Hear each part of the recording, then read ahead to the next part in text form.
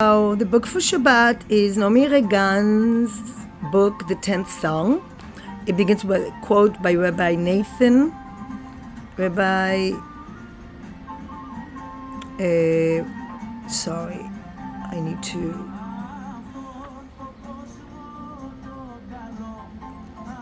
Nachman, not Nathan, Nachman of Breslev. There's nothing as whole as a broken heart. It's about a family situation where the father is accused of a horrible crime of transferring money to terrorists. So it goes over, she did really a lot of research and it's based on facts, I guess. Sadly, money is transferred to terrorists from the West. And he's a Jewish accountant, and the whole plot is the trial, and in the background is his daughter, and she's like her search for herself and her identity.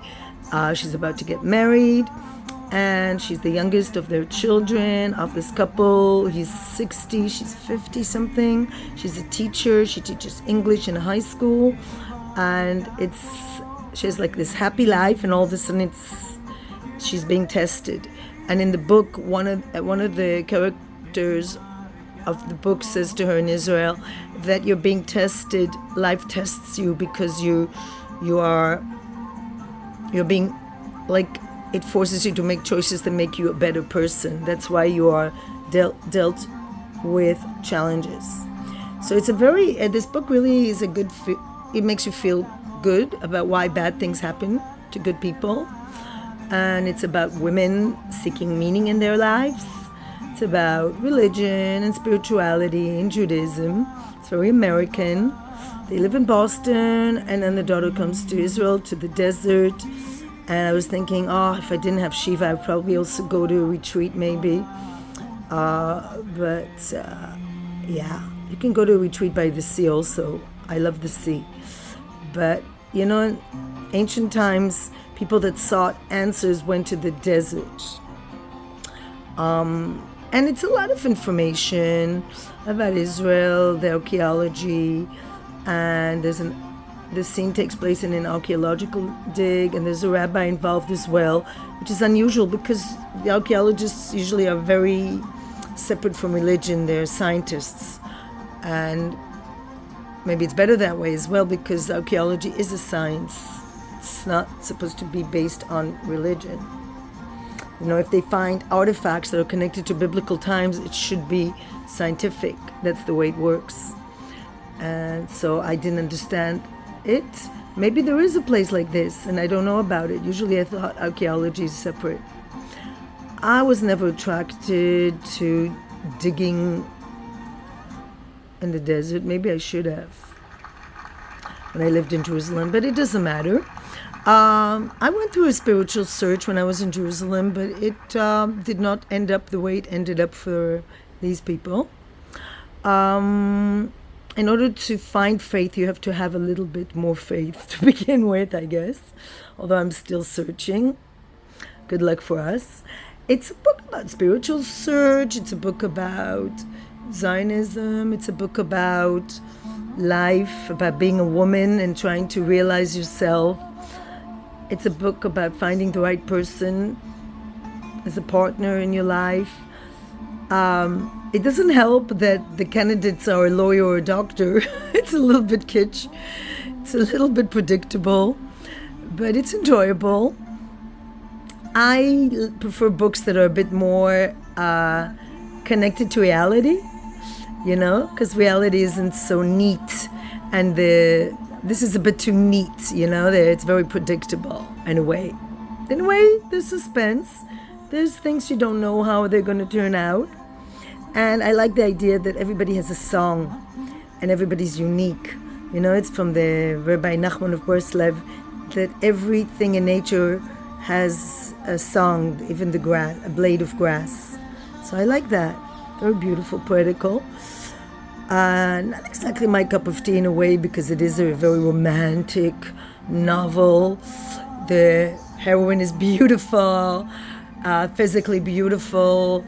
It's easy for a beautiful girl to find love, maybe. Educated rich, beautiful girl. Wow, how difficult is that to find somebody to love? You know, I prefer books about people that are not so accessible for love, or maybe don't find love. Maybe they find something else, but it doesn't matter. It's a sweet book to read. I prefer more cynical books, more realistic. It's very Jewish American. She lives in Jerusalem. She made Aliyah.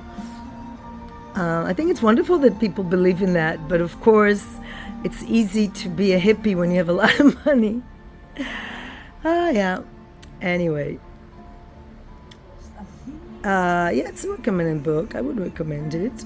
I don't know, but I would recommend reading other books to kind of not be in a land of what is it called? Happily ever after. It's a little bit too neat and organized. I prefer books that are a little bit more challenging, but it's definitely a good book for Shabbat. It's definitely a good book for the airport as well. If you're coming to Israel, you should read it. It's nice. It's a suspense novel, but it's mostly romantic novel. So if you want a romantic novel, that's the book for you. A kind of woman's novel. I can imagine a man reading it, very oriented towards a woman who's like in a crisis, maybe seeking answers, maybe seeking a relationship. But I found that life is not that easy, even if you are beautiful, by the way, and wealthy and educated. So anyway, that's the book. In English, I will tell you what it's called, so you can look it up. As I said, it's a good book for like light summer reading, light Zionist summer reading. Naomi Ragen, The 10th Song. So yeah, it was published 2011, but it's very timely. The whole point of, the whole issue of terrorists and money laundering and, from the West. Yeah, very, makes sense to read it. But it's a romantic novel. If you want that kind of thing, go ahead and read it. There are worse. It's a romantic novel for the Israeli Americans or Anglo-Saxon, or just seekers, people wanting to be closer to religion, and just a nice spiritual book, but very light, not very deep for me anyway.